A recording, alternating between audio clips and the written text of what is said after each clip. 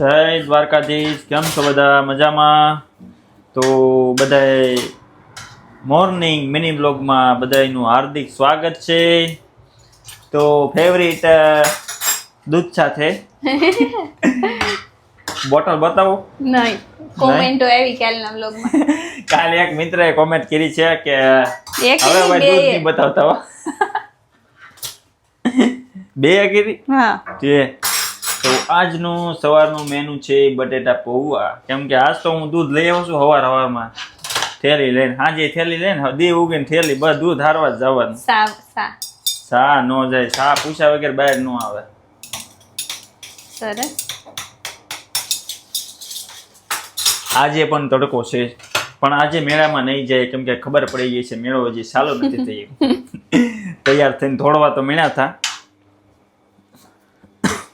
લીંબુ નાખી દીધું ને બધું. બસ આમાં તો ખાટું છે. છે, ખાટા છે. બહુ નહીં હલાવતા.